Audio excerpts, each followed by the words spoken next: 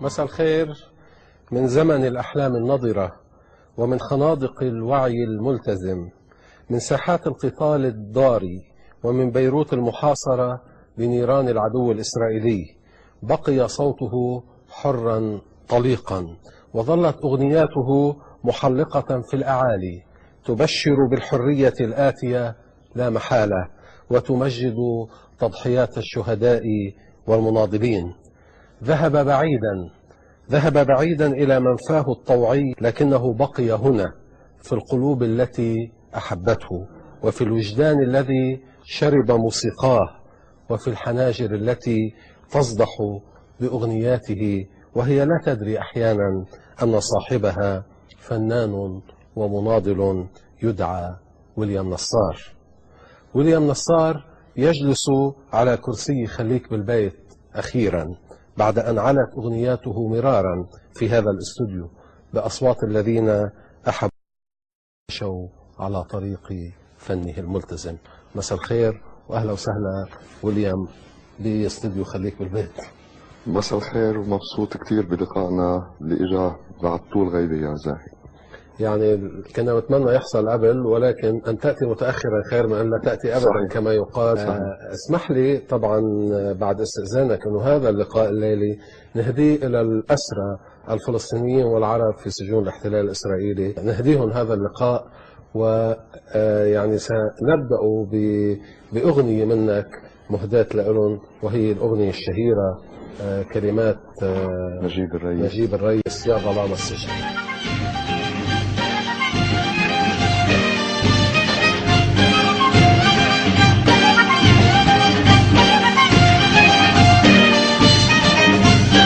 يا ظلام السجن خيم، نحن لا نخشى الظلام. يا ظلام السجن خيم، نحن لا نخشى الظلام. ليس بعد الليل إلا فجر مجد يتسامى. ليس بعد الليل إلا فجر مجد يتسامى. يا ظلام السجن خيم، نحن لا نخشى الظلام. يا ظلام السجن خيم، نحن لا نخشى الظلام. ليس بعد الليل إلا فجر مجد يتسامى. ليس بعد الليل إلا فجر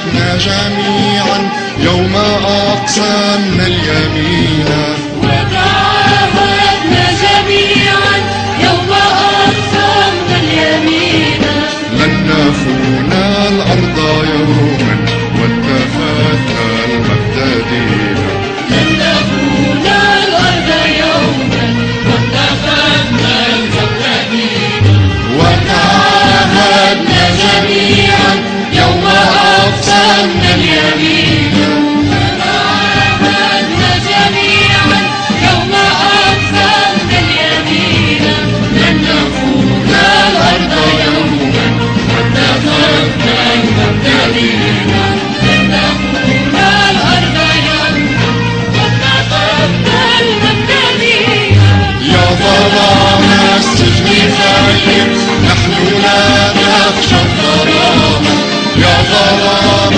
السجن خير نحن لا نخشى الظلام ليس بعد الليل إلا فجر مجد يتسامى ليس بعد الليل إلا فجر مجد يتسامى ليس بعد الليل إلا فجر مجد يتسامى. جزيلا اليوم على البداية الجميلة، على أمل أنه كل هؤلاء الأسرى يكونوا قريبا تحت شمس الحرية، ويكون يعني البعض منهم ضيوف بخليك بالبيت. تمنيت هالأمر لأنور ياسين حصل، تمنيته لسمير الأنطار حصل، تمنيته لغيرهم كثر، صهب شارة، نبيه عواضة، إلى آخره. قبل ما أبدأ أسئلتي رح أشوف ريبورتاج عن يعني هيك تجربتك سريع ثم نبدأ الحوار.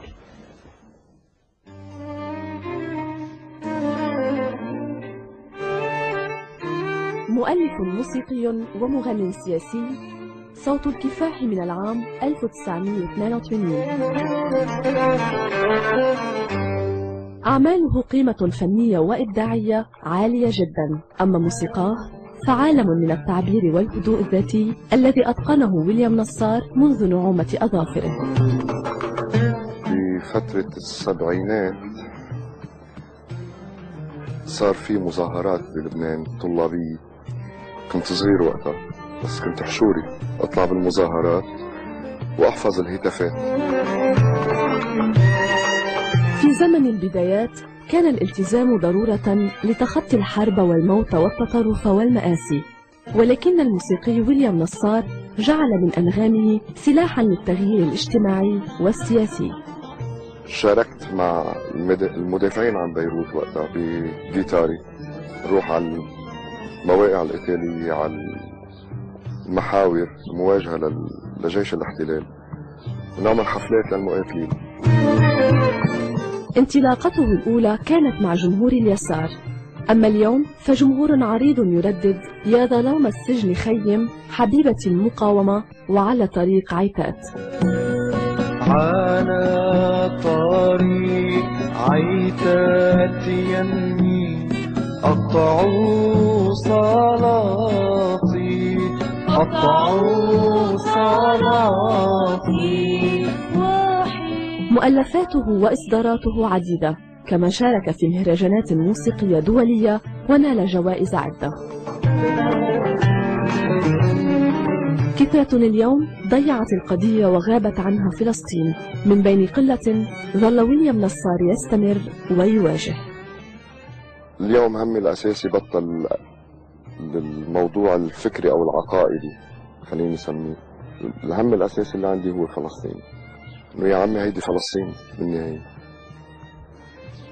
يعني ما في أكتر من هيك حكي. فلسطين كلمة واحدة بتكفي. ويليام بدي ارجع معك على البدايات، وما بعرف اذا لازم اقول لك دكتور ويليام لانك بتحمل دكتوراه باختصاصك الموسيقي، ولكن صداقتنا القديمه رح تسمح لي اني اقول لك ويليام حاف. ويليام حاف، هيدي بحبها اكثر. قد ايه ترداد الهتافات بالمظاهرات وبزمن يعني المظاهرات شكل هيك النواة الإيقاعية تبع تجربتك الفنية، وأساسا شو اللي جابك على الموسيقى؟ من أي عالم أتيت إلى الموسيقى وإلى الغناء وإلى الفن؟ بالنسبة للهتافات يعني مثل ما تعرف بيحطوا الهتافات بيكون الإيقاع فيها. نعم. الإيقاع جاهز فيها، ووزنها جاهز، لحنها جاهز، فكنت حس في شيء عم ينبض جواتي بس اسمع الهتافات. وين كنت تسمعها لهالهتافات؟ مظاهرات الطلاب أكثر شيء ببيروت؟ بالشمال. بالشمال. بالشمال. بيروت جيت عليها بعمر المراهقة أنا، بس بالشمال فترة لما كنت بالصف الابتدائي. بعمر صغير كثير. بعمر صغير يطلعوا طلاب الثانوي وطلاب الجامعات مظاهرات، ادحش حالي بيناتهم، اسمع الهتافات احفظها، ارجع على البيت على الجيتار او البيانو اقعد دندن شوي فيها. كان موجود بالبيت ادوات موسيقيه؟ كان موجود ادوات موسيقيه. مين اللي بحب الموسيقى بالبيت واللي يعني مهتم؟ عمي. عمك. عمي. بس اللي نمالي الموهبه اللي عندي الاستاذ عزمي الواوي. استاذك بالمدرسه؟ استاذي بالمدرسه كان يدرس موسيقى. قد ايه كانت مشاركتك باحد مخيمات اتحاد الشباب الديمقراطي بهيك حفله؟ يمكن ربما كانت اول حفله قدام مجموعه كبيره، هي هيك انطلاقه. اي صارت بالسبعينات. 77 بعد 77. نعم، بعز الحرب الاهليه. بعز الحرب. اي وبعدها مدت جمعنا حالنا كام شاب وصبيه، شكلنا فرقه صغيره ولان ما كنا قادرين انه نلحن قصايد فكنا نستعيد هالهتافات اللي بذاكرتنا ونغنيها وتغنوها. صحيح. فترة حصار بيروت، فترة اجتياح يعني العدو الإسرائيلي لبيروت، فترة متميزة جدا بتجربتك. شو باقي بعد بذاكرتك بعد كل هالسنوات من هذيك التجربة، خصوصا أنه كنت تغني على خطوط القتال يعني مع المقاومين اللي عم بيواجهوا الجيش الإسرائيلي على مداخل بيروت؟ وهل يوجد الغناء، هل في وقت لحتى المقاتلين يسمعوا أغاني وجيتار وموسيقى؟ كان في وقت. كان في وقت وبتذكر في أحد ما بدي أقول حفلات، أحد الجولات النضالية. نعم. عند هالمقاتلين هاو كان في قصف عم ينزل علينا ورصاص عم ينزل علينا وكنا برضه عم نغني، يعني شباب يروحوا يقوصوا وشباب قاعدين عم يغنوا ويرجعوا يبدلوا. طيب شو جدوى الأغنية بهالحالات هاي وبهالأوقات هاي؟ بتنمي الروح المعنوية. بتنمي الروح المعنوية. وعلى المدى البعيد بما يتجاوز اللحظة القتالية؟ على المدى البعيد ما بتصور انه الى نفس القيمة، لأن وليدة لحظتها كانت هيديك الأغاني. الأغاني اللي كنا نغنيها على المدارس يعني وليدة اللحظة. بس بعد أنا عم بتفاجأ قبل يومين. نعم. عم نعمل بروفا أنا والموسيقيين هوني، في شاب كان عم بيغني هالأغاني هيدي، فقلت له منين حافظهم هالاغاني؟ قال لي هودي من 82 حافظهم، المقاتلين كانوا يغنوا. تتخيل بوقتها ويليام ب 82 انتم عم تغني هالاغنيات على خط النار بوجه العدو الاسرائيلي تحت القصف وهدير الطيران وبيروت المحاصره المدمره، انه بعد اكثر من 25 سنه، بعد ربع قرن، رح تلاقي اغنياتك تردد من قبل فنانين اخرين، من قبل ناس، من قبل ما كنت اتخيل هالشيء. يعني انا احد الاغنيات اللي كثير بحبها. نعم. انور ياسين صديق طفولتي. نعم. وذكرت لك الحادثه اللي قبل التصوير، انه كيف انعملت هالغنيه على طريق عيتات. انعملت لانور ياسين. طيب. لانه صديق طفولتي. فالشيء المهم انه لما انعملت هالغنيه غنيناها مرتين ثلاثه وخلص نسيناها. بتفاجأ بعدين انه اكثر من شخص صار يغنيها. كيف ولدت هالغنية وشو اللي صار يعني بينك وبين انور ياسين الاسير والمناضل اللبناني اللي بقي يعني 16 سنة بسجون الاحتلال الاسرائيلي بعد الاستراحة لو سمحت لي؟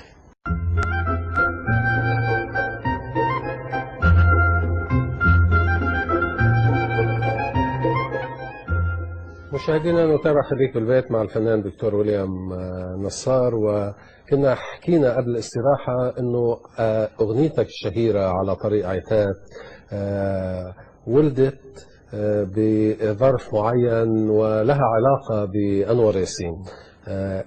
شو كيف؟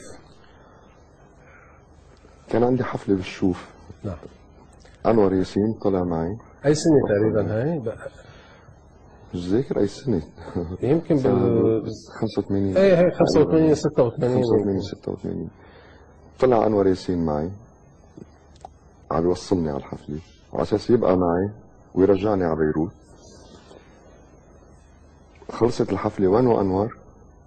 اضطر ينزل على بيروت، في شاب تاني رح يوصلك على بيروت. اوكي نزلنا على بيروت. تاني يوم نزلت من البيت عم بطلع هيك صور انور ياسين ملاي الشوارع. الاسير البطل انور ياسين، اسير جبهة المقاومة الوطنية اللبنانية. طبعا صار عندي شبه من الصدمة انه امبارحة كان معي. نعم وصار لنا حفلة. ترك الحفلة كتبت الأغنية خصيصا له. طبعا هو أسر أثناء تنفيذ عملية ضد قوات الاحتلال الإسرائيلي بالجنوب. نعم. وكيف يعني بعدين خطر ببالك تعمل له غنية هو بالسجن ولا؟ مش هو بالسجن يعني مباشرة لقيت حالي عم بكتب الكلمات. نعم. ودغري رحت على البيت عملت الموسيقى، عيطت للشباب تلفنت لهم، الشباب تاعوا خلينا نسجل الغنية. كان معي وقتها الله يرحمه عدنان ريحان، كان معي احمد مهنا ما بعرف وينه هلا، ان شاء الله يكون عم ان شاء الله، ودنيا كريم تعرفها طبعا كمان ما بعرف شيء اياها.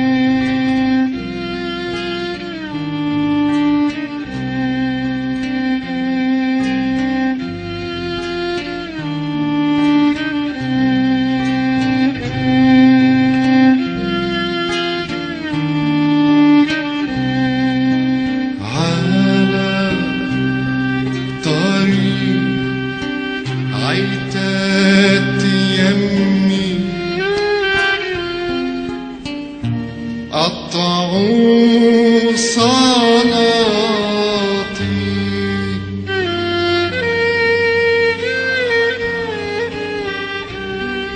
الأول حبيب الروح يمي، تاني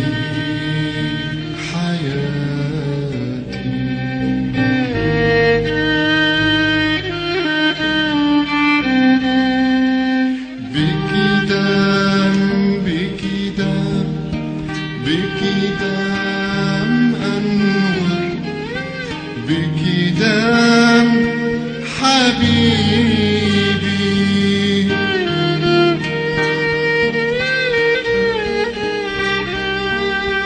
بكدام بكدام بكدام بكدام بكدام حياتي.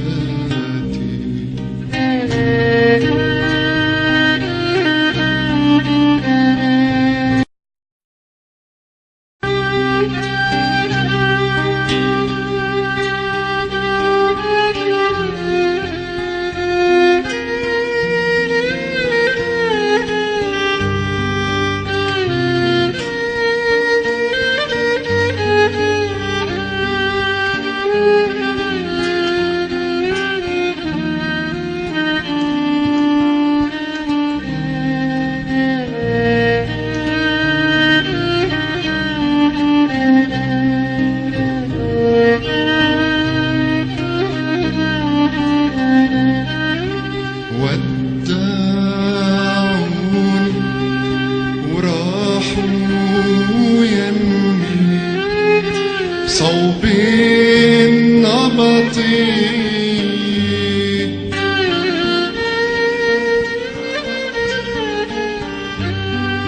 وقالوا شو هم نموت يمي تبقى القاضي.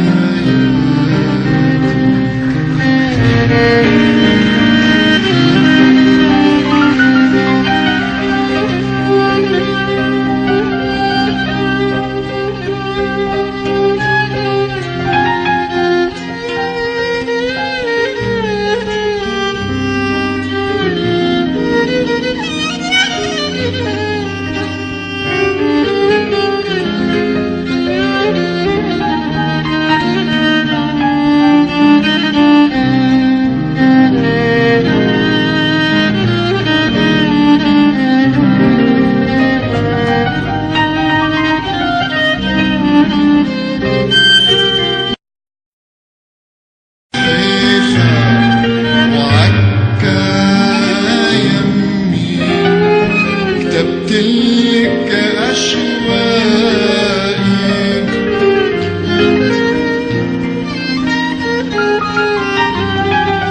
بالترابات فلسطيني أنا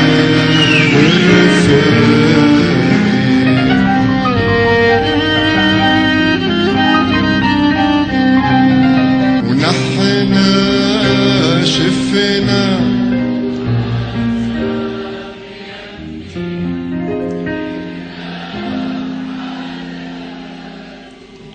ودقنا حالاته يا الله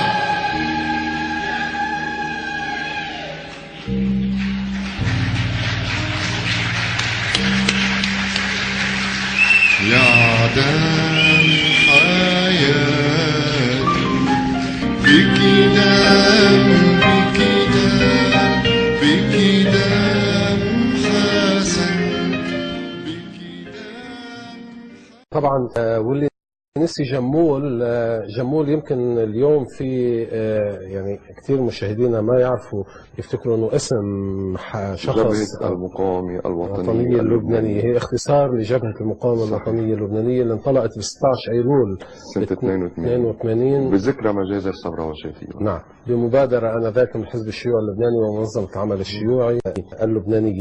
لما تسمع هذه الأغنيات تردد ويليام بأصوات فنانين، ما بدي أقول ما بيذكروا يعني هالأغنيات لمين هي، يعني لإلك، قد ايه بتشعر بالأسى، قد ايه بتشعر بمرارة، والله مجرد انتشارها هو شيء مفرح بالنسبة لإلك؟ يعني لما عملنا الغنية ما فكرنا بالانتشار، ما فكرنا بالشهرة، بس اللي بحس بالنفس انه لازم ينذكر لمين الغنية. يعني بعض اللي غنوها نعم طبعا حرين هن، بس الناس بتعرف لمين الغنية بالاخير. بس اللي ضايقني اكثر انه تغيرت الكلمات. نعم يعني بعض الناس غيروا كلماتها، يعني بدال فلسطين صاروا يحطوا اسماء قرى. نعم بدال جمول شالوا كلمة جمول، وكأن مقصودة، وكأن عملية مقصودة ومدروسة انه الغاء شيء اسمه جبهة المقاومة الوطنية اللبنانية من الذاكرة. فهذا الشيء اللي اعترضت عليه انا، وبعت رسالة انه بدكم تغنوها للغنية، الغنية مسمح لكم تغنوها نعم وبكل محبة، لكن ما تغيروا اي كلمة من الكلمات. بالتالي الحقوق محفوظة صحيح. واي حدا بياخذها بدون اذن صحيح بده يعني على الاقل يدفع الحقوق. عشت فترة بيروت، يعني مش بس الحصار والمواجهة الاحتلال الإسرائيلي، ويمكن رغم كل يعني العذاب والمضايقات اللي كانت حاصلة بفعل الاجتياح، فيها الأمل، فيها الروح التحدي المقاومة للاحتلال، ولكن أيضا عشت سنوات مرة أخرى، هي سنوات حروب الأخوة الأعداء، حروب الميليشيات، حروب اللي بتعرفها يعني، ونقول تنذكر مكنعات. تعرضت لمضايقات، تعرضت لمحاولة اغتيال. لن ندخل في تفاصيل من يعني يقف وراء تلك الأعمال، ولكن قد ايه كمان هالشيء انعكس عليك، قد ايه ربما أحبطك، قد ايه خيب لك أملك؟ لا، ما أحبطني بالمرة لم أحبط، بالعكس زاد عندي الإصرار إنه اللي عم نعمله صح، ولو ما كنا عم نعمل شيء صح ما كان صارت هالشغلات هاي. طيب إذا ما أحبط، شو اللي خلاك تهاجر؟ يعني على أثر ذلك بعد فترة وجيزة هاجرت. يعني السبب الرئيسي كان المتغيرات اللي صارت تصير. نعم. يعني خلصت الحرب بلبنان، طلعنا هيك انه ما عرفنا شو كان سبب الحرب، كل هالقتلى اللي راحت وهالشهداء. نعم. ليه راحت ما عرفنا. إذا هي نهايتها. إذا هيك نهايتها. نعم. كانت يعني بكل الحروب في غالب ومغلوب. نعم. هوني طلعت لا غالب ولا مغلوب، رجعوا نفسهم اللي كانوا عم يتحاربوا بوسوا دقون بعضهم وانتهت القصة، وكل هالقتلى راحت فراطة هيك. الشيء الثاني خلاني اخذ قرار اني غادر اتفاقيات اوسلو. بهديك الفترة صارت اتفاقيات اوسلو، فحسيت في شيء جواتي انكسر، انه كل من طفولتنا ونحن عم نغني لفلسطين، عم نركض لفلسطين، بالنهاية فلسطين حسيتها ضاعت بجرة ألم. فقررت اني بيعت فترة نعم. رائد. غربي المنفى الاختياري، شو أغنت تجربتك كفنان كموسيقي؟ شو أخذت منك؟ ما أخذت مني شيء، من جواتي ما أخذت شيء. نعم. يعني جواتي طول هالفترة بيروت بشوارعها، سيارات الإكسبريسو اللي على المنارة، إكسبريسو فايز إذا بتتذكر، طبعا بتذكره، كله بعده جواتي. الشيء اللي استفدت منه إنه مساحة الحرية اللي موجودة هونيك. نعم. مساحة الحرية وإنك تجرب إغلاط بس ضلك عم بتجرب. هيدي شغلة كتير مهمة. اللي استفدت منه طبعا الدراسة والعمل الأكاديمي. نعم. اللي استفدت منه برضو إنه تعرفت على ثقافة أخرى ومجتمع آخر. صحيح. هيدي يعني ما كنا نعرفها نحن قبل. يعني كنا نروح نطلع من بلد لبلد بس نقعد جمعة 10 أيام وما نحتك مع العالم، يعني نضل نحتك مع الجاليات مع العرب بس هونيك احتكيت مع مختلف الإثنيات. يعني في مهاجرين من كل الثقافات ومن كل اكتسبت من الجنسيات. كل هالثقافات هاي، موسيقيا اكتسبت من هالثقافات هاي كمان.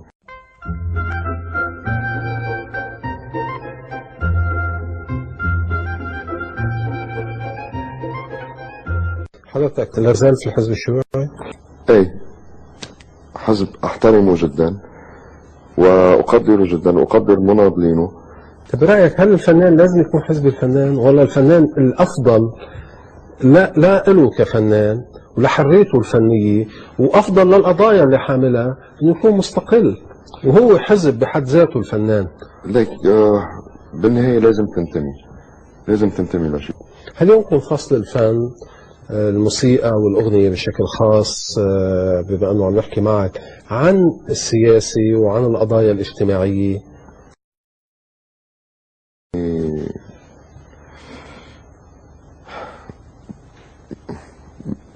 ما بتشبه شيء. نعم. ما لها لون ولا ريحة ولا هذا. اي فيك تفصلها ساعتها. لا أنا عم بحكي الفن الحقيقي الجدي، سواء كان عند سيد درويش ولا عند الرحابني ولا عند مرساه خليفي ولا عند أحمد قعبور ولا ولي منصار ولا. لا، الموسيقى مرتبطة ارتباط وثيق بالوعي السياسي وبالجو السياسي. قبل ما نتوسع أكثر بالفن الملتزم بالحكي يعني عن هالمفهوم أو هالمصطلح اللي ساد لفترة ثم كأنه يعني هيك تراجع تداوله شوي مؤخرا، حضرتك طبعا بتتابع الأخبار وبتعرف أنه العرب الفلسطينيين أبناء عكا الحقيقيين تعرضوا لكثير من الاعتداءات من قبل الإسرائيليين المستوطنين الموجودين بعكا، لأنه في شاب عربي كان عم بسوق سيارته بيوم الغفران يوم السبت اليهودي. ممكن بعرف أنه عندها غنية لعكا، ممكن نهدي إلى أبناء عكا وإلى أبناء المدن الفلسطينية في الجليل وفي المناطق الأخرى هذه الأغنية لو سمحت ويليام بدون تقلي. الأغنية هي أساسا نعم من تراث أهل عكا. أهل عكا أغنية تراثية حسب صديقة من عكا قالت لي كنت أقول لها من التراث العكي عكي مش عكي التراث العكي. بدي هدية لأم العين اللي موجودة بنفسي. شمسك يا أحلى ليلة بتتغطى بشماسي والقمر العالي فوقك بتمحيل المقاسي. شمسك يا أحلى عكا بتتغطى بشماسي والقمر العالي فوقك بتمحيل المقاسي.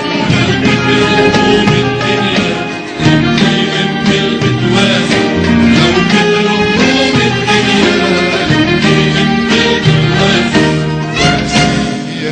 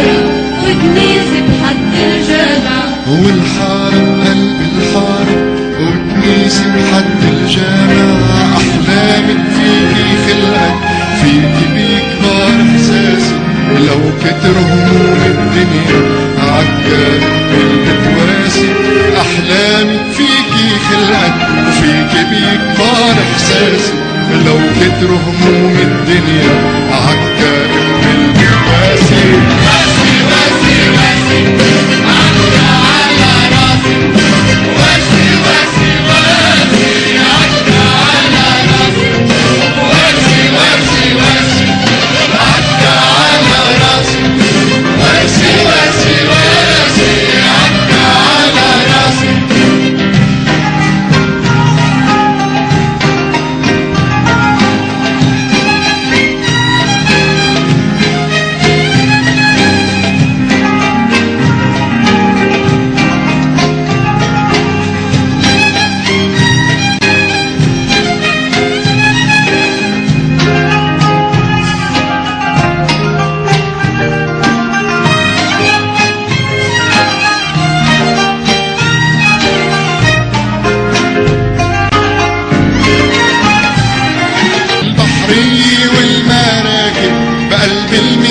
ملتمين البحري والمراكب بقلب المينا ملتمين البحري والمراكب بقلب المينا ملتمين البحري والمراكب بقلب المينا ملتمين وريس عصاري راكب ينده عربي فلسطين البحري والمراكب بقلب المينا ملتمين البحري والمراكب قلب المينا ملتمين وريس عالساري راكب ينده عربي فلسطين علوا الايدين وقولوا لهالغرب الملعون علوا الايدين وقولوا لهالغرب الملعون علوا الايدين وقولوا لهالغرب الملعون علوا الايدين وقولوا لهالغرب الملعون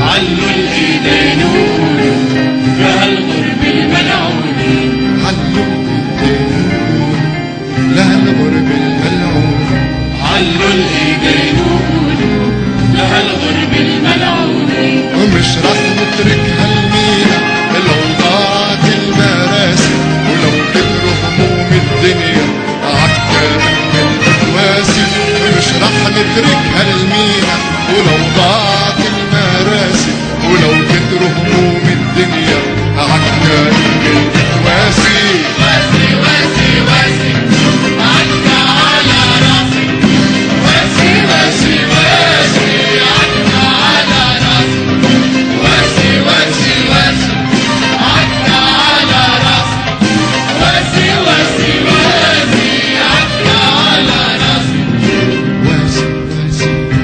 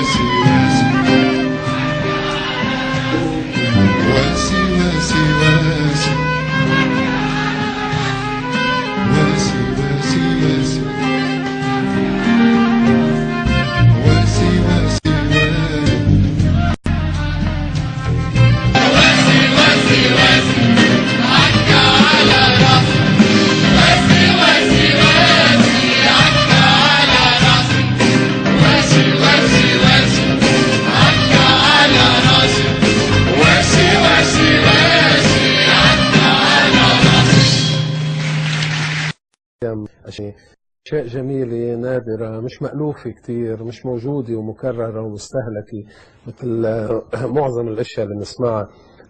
للاسف. مين يعني بمين تاثرت ببداياتك؟ مين هيك كون وشكل وعيك الفني والموسيقي؟ كشافة الجراح. ايام الكشاف. ايام الكشاف. بتذكر اخذني الاستاذ عزمي الباوي، كان وقتها الرئيس رشيد كرامي جاي على المدرسة عنا، فكان اللي بيعزف على الصنوج منه موجود بالفرقة، فلبسني ثياب أكبر مني مبهبط، كنت وقفني آخر شيء حتى أضيع بين الشباب الكبار تبعون الفرقة، وعلى أساس معلمني نوت هو، فكتب لي النوت وقال لي بس أنت اقراه هون وخبط بهودي مثل ما مكتوبين. قلت له أوكي. فأنا صغير طلعت رشيد كرامي جاي على المدرسة، فمثل اللي انبهرت فنسيت. بلشت طالع نازل، اكلت قتلي منه وقتها، فصارت نوع من التحدي. بس موسيقيا سيد درويش، الشيخ إمام، زكي نصيف الله يرحمه، الرحابني أكيد. شو اللي بيجمع هالاسماء اللي عم تعد لي اياها؟ في خيط الأصالة والموسيقى المشرقية اللي كتير أصيلة. طيب، من الفنانين اللي اصطلح على تسميتهم فترة من الفترات ب يعني الملتزمين، مثل مرسي خليفي واحمد قعبور وخالد الهبر وزياد الرحباني وسامي حوار، يعني مين الأقرب لإلك من هالأسماء اللي عديت لك إياها؟ سؤال محرج، بس يعني في سؤال محرج على ليلي. على صعيد العلاقة اللي كتير بحس قريب مني سامي حوار. بتعتقد انكم فتوا بالحياة؟ بتصور تجربتكم وصلت على مطرح مسدود؟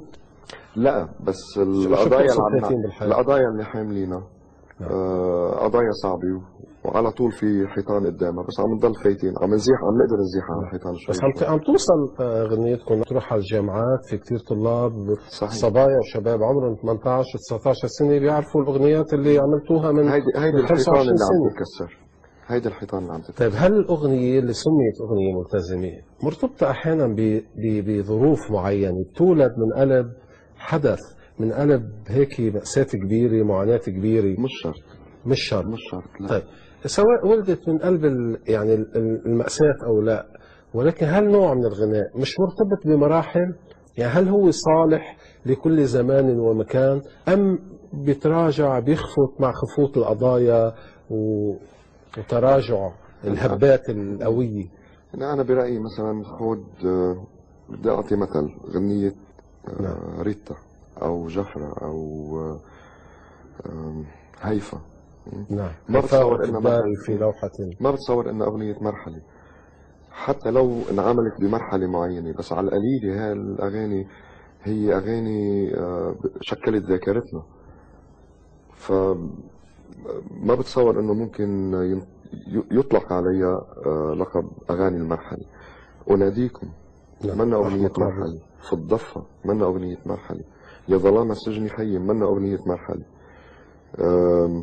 طيب، شو سر حياة هذه الأغنيات اللي بتتوارثها الأجيال من جيل لجيل وبتبقى حية وبيحفظوها الناس؟ لأنه القضية الأساس بعد ما انحلت اللي هي فلسطين، حتى لو كنت عم بتغني لمين ما بدك. نعم. خلينا نقول كما ينبت العشب. نعم. ما إلها علاقة بفلسطين هالغنية، ولكن اللي عم يسمعها مباشرة رح يحس بفلسطين عم تدخل على دمه وعلى عظامه وعلى مسامه. فالقضية الأساس بعد ما انحلت فلسطين. بعد في يعني هالقضية الأساس، للأسف اليوم كل بلد عربي ملبك بأوجاعه بمآسيه، شايف العراق، شايف لبنان، شايف السودان، شايف أماكن أخرى كثيرة في هذا العالم العربي. يعني لما في حروب ومشاكل، في متفجرات، أحيانا سيارات بالفنادق، بالمجمعات السكنية إلى آخره. بعد يعني في مساحة لفلسطين، في مساحة لفلسطين، لأن اللي عم يجري بالعراق مش كتير بعيد عن اللي عم يجري بفلسطين. اللي عم بيصير بالعراق هو لتحويل الاهتمام من فلسطين للعراق، اللي عم بيصير بلبنان لتحويل الأنظار من فلسطين للبنان، لا تحويل الأنظار على القضية المركزية، يعني كيف ما لفينا بدنا نرجع على النقطة الأساس اللي هي فلسطين.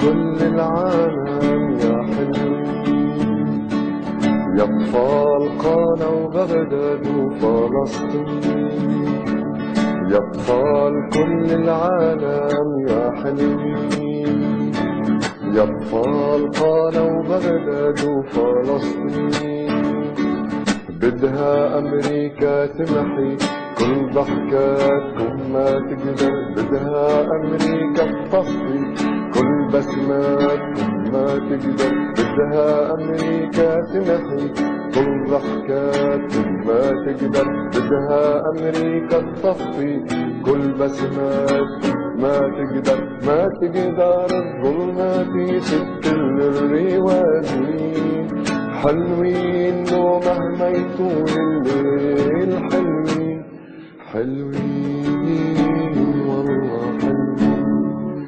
هاي تحية لجعفر حسن، أهم مغني وموسيقي عراقي موجود بكردستان العراق حاليا. لاحظ انه الاغنيات عندها كلام مباشر، يعني مش كتير شاعري، مش لجوء على القصائد والاعمال الشعريه. هل هالشيء متعمد ام هل هالشيء ليه؟ بحب الكلمة المباشرة، بحسها بتعبر أكثر وبتوصل الرسالة أكثر بسرعة أكثر، بس طبعا ما تيجي على حساب الموسيقى.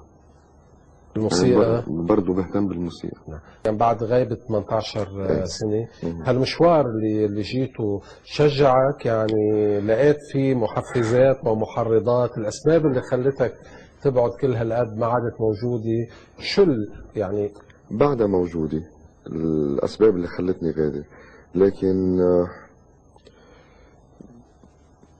عم حس في نفس الحالة اللي كنا نعيشها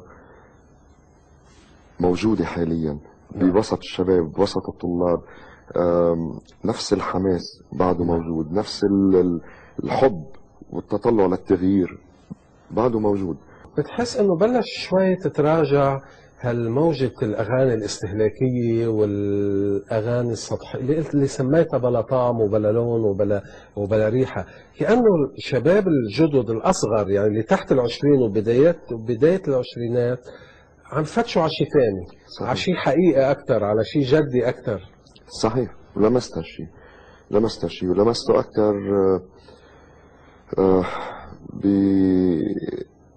بسهرة كنا عاملينها مع أنور ياسين. نعم.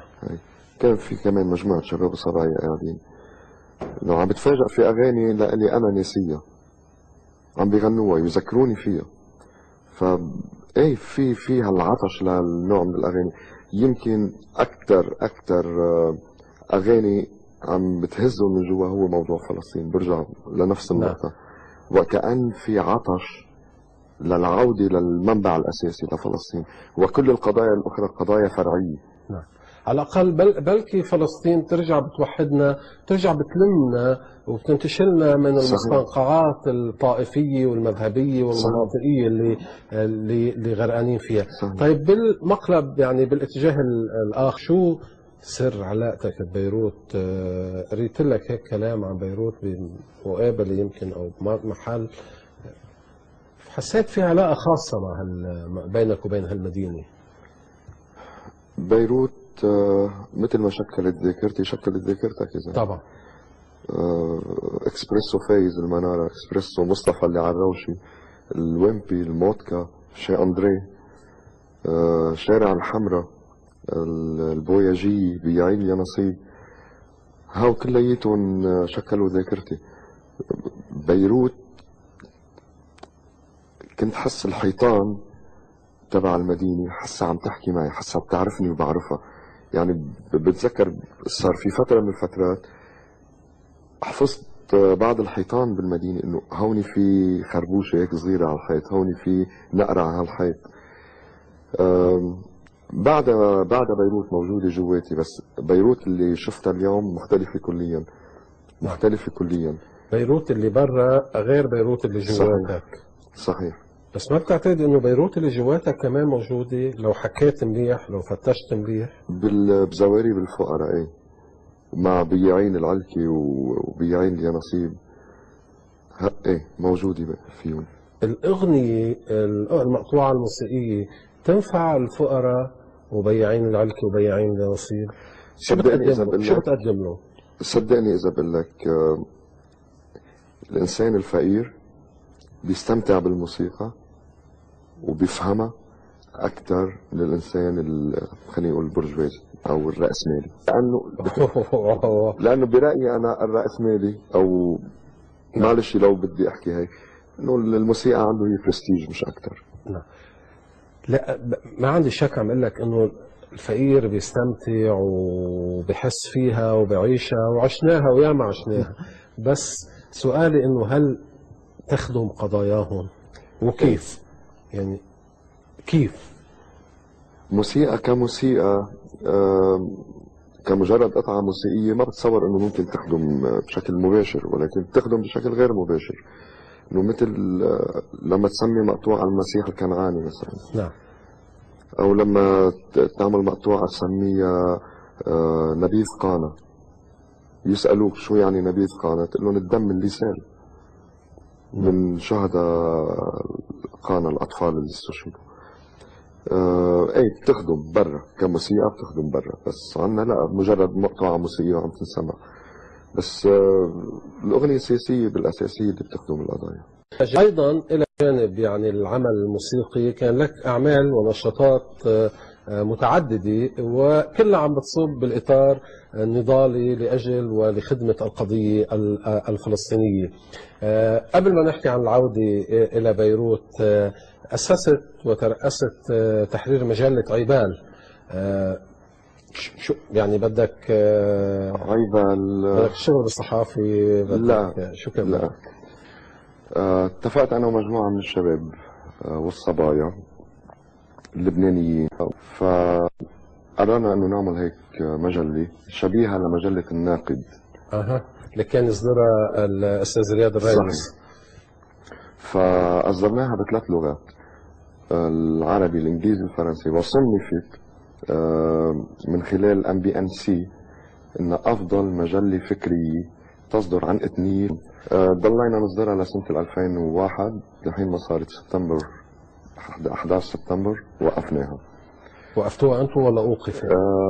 وقفناها. اشتغلنا على موضوع الأسرى والمعتقلين. نعم، عملتوا مجموعة أولاد البلد للدفاع عن الأسرى والمعتقلين. شو شغلته أولاد البلد؟ يعني كيف تدافعوا عن الأسرى والمعتقلين؟ حاولنا نشكل نوع من اللوبي ومجموعات الضغط، يعني نختار حالات معينة موجودين بالأسر ونشتغل عليهم. يعني مثلا محمد العيرات أبو رفعت كان يسمى شيخ الأسرى والمعتقلين، كان 23 سنة صار له وقتها لما أخذ سراحه. صحيح، وخرج من المعتقل عمره 73 سنة. فاعتمدنا على موضوع السن، اعتمدنا على موضوع الوضع الصحي تبعه، ولمدة 2.5 سنين بشكل يومي على مدار الساعة نبعث رسائل، ايميلات، فاكسات، تليفونات، ونخلي حدا ينام لحين ما أطلق سراحه. ساهمت حملتكم بإطلاق سراحه؟ صحيح، أطلق سراحه واستلمنا منه، مش منه شخصيا، استلمنا عبر أحد الأشخاص تليفون بيقول أبو رفعت بيهديكم تحياته وهو خارج المعتقل، وراح يمارس نضاله من خارج المعتقل. شو كان شعوركم هيك لما شيء يعني نضال هيك مدني فني سياسي أثمر عن شيء حقيقي ملموس؟ بتحس بقيمتك كإنسان أول شيء. 2 بتحس إنه يا أخي إذا فشلنا بمرحلة ما، نعم، عم ننجح بهالمرحلة هاي. نعم. خصوصا أنه أطلق سراح أسرى صحيح. آخرين اهتميت بهم. عماد السبع بس أطلق سراحه كأبعاد، حاليا موجود بهولندا. نعم. عم يعمل دراسات عليا. وأيضا صهب شارع صهب شارع ساهمنا ساهمتوا بإطلاق بالحملة اللي صحيح. داعي لإطلاق صحيح. سراحة. أحمد قطامش أحمد قطامش كمان حافظ. شو السبب يعني شو مرد اهتمامك بقضية الأسرى بالذات ويليام؟ لأني أنا اعتقلت بعد الاجتياح. بس يعني ما بدنا نفتح جروحات، بس تعرف بعد الاجتياح مين اللي حكم بيروت. فاعتقلت مرتين على ايد الجيش الفئوي آنذاك. الحمد لله هلا الجيش وطني صار. اعتقلت مرتين، مرة بالديرزي، الثانية ببدارو. قد ايه استمرت فترة الاعتقال كل مرة؟ مرة شهرين وامنستي انترناشونال طلعوني. المرة الثانية حوالي 3-4 أيام وصارت بعدها ما يسمى انتفاضة 6 شباط. فطلعوا الكل. بس شو كان تهمتك يعني بسبب التزامك ونضالك؟ التزامي وناشط سياسي كنت وقتها. بتذكر حادثة صارت وهيدي اللي اعتقلوني فيها. كنا عم نوزع مناشير بالليل، فالشباب موزعين والصبايا وهيك، وعلى اساس انه اذا بتطلع دوريه كنت ضمن الحزب الشيوعي. كنا نشتغل على راسنا بدون تنظيم، بدون اطار تنظيمي. ف قلت لهم انا رح اطلع وزع المنشورات، اذا بتشوفوا اي دوريه صفروا بس. فيبدو ما شافوا للدوريه، طلعت فجاه حاجز طيار ما صفروا. المناشير بايدي، انا شو بدي اعمل؟ عملت حالي وكأن اجري مشلولي بس تقطع على الحاجز. طيب ما المناشير بايدي مبينين. وقفوني طلع هيك اوكي طلع. انت من جيل ويليام كثير احلامه تعرضت لخيبات، لانكسارات، تحطمت مرات على صخرات كثير من المحلي ومن الدولي ومن احيانا يعني اهل البيت الواحد مشاكلهم وخلافاتهم وانقساماتهم الى اخره. كيف حافظت على الامل وظليت حامل يعني جيتارك وصوتك وموسيقتك؟ فلسطين برجع بقولها، فلسطين اعلى من كل الرايات، اعلى من كل الاحزاب، اعلى من كل العقائد والافكار. ليه هالقد بتعني لك فلسطين؟ يا اخي فلسطين هي بالنهايه يعني في فلسطين كنيسه القيامه، كنيسه المهد والمسجد الاقصى، المسيح نفسه. طيب بتحس اليوم بعدها عم تجمعنا فلسطين، بعدها عم توحدنا، بعدها عم تلمنا؟ اي ما هي فلسطين نفسها هيك مشطوره بالنص للاسف يعني للاسف ما بيكفي هم الاحتلال وهم الارهاب الاسرائيلي. يعني موضوع فلسطين كثير شائك. نعم. يعني انا صار في لغط حول موقفي كمان بالنسبه لا ما قريت انا بالانترنت يعني ردود وانتقادات صار في لغط، بس انا مقتنع بهالشيء، يعني مقتنع بهالشيء.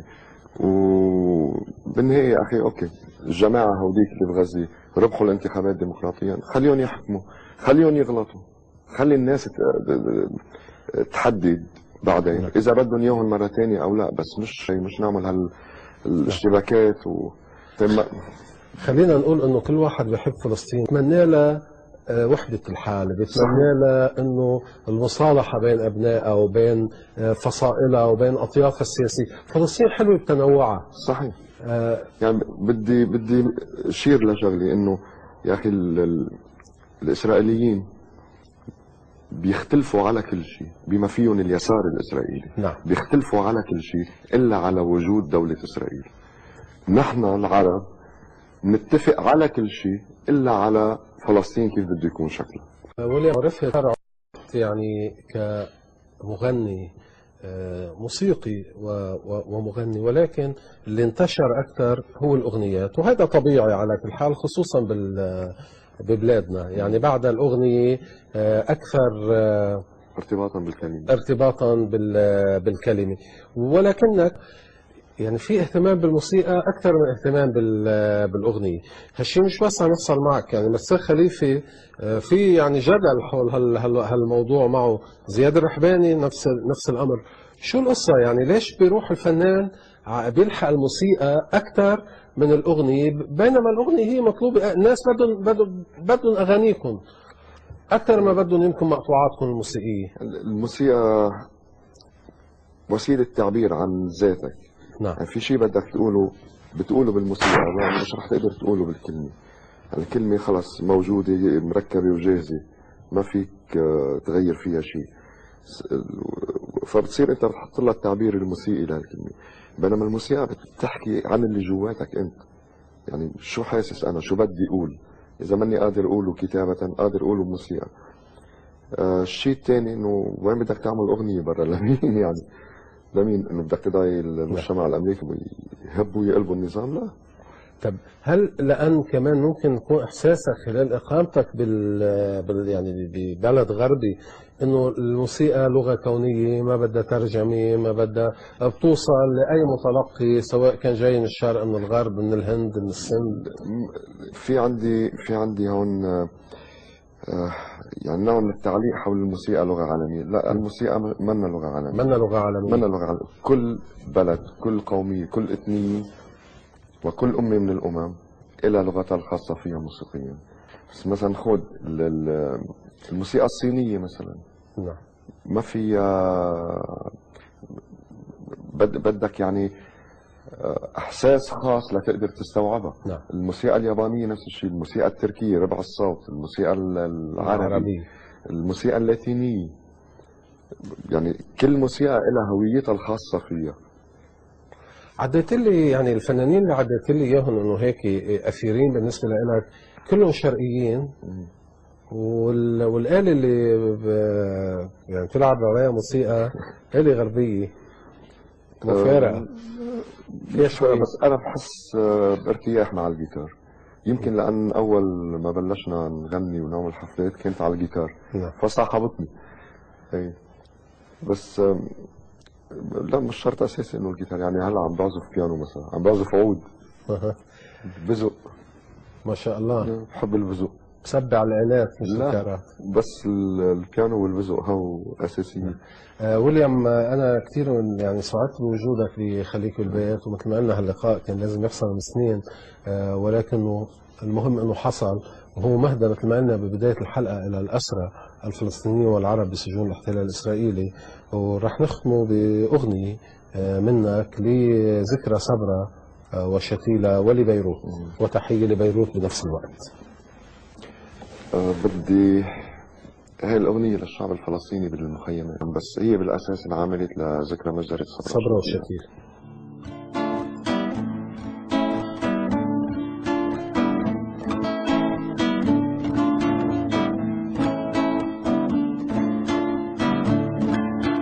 يلي رايح على بيروت زرلي بدربك صبرا،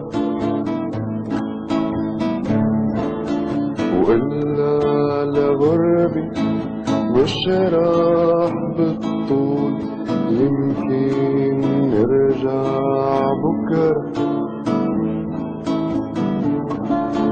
يلي رايح على بيروت زرلي بدربك صبرا،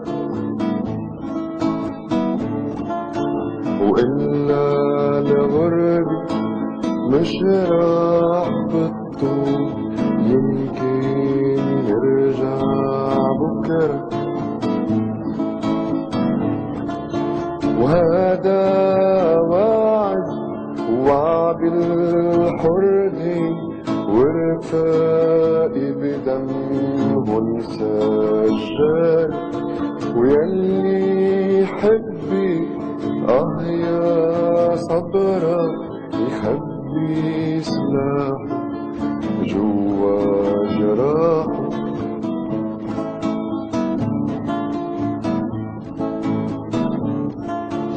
يلي رايح على بيروت زرلي بدربك شتيلة، وإلا لغربي مش راح بالطول، والله ما يطول الليل. ومنا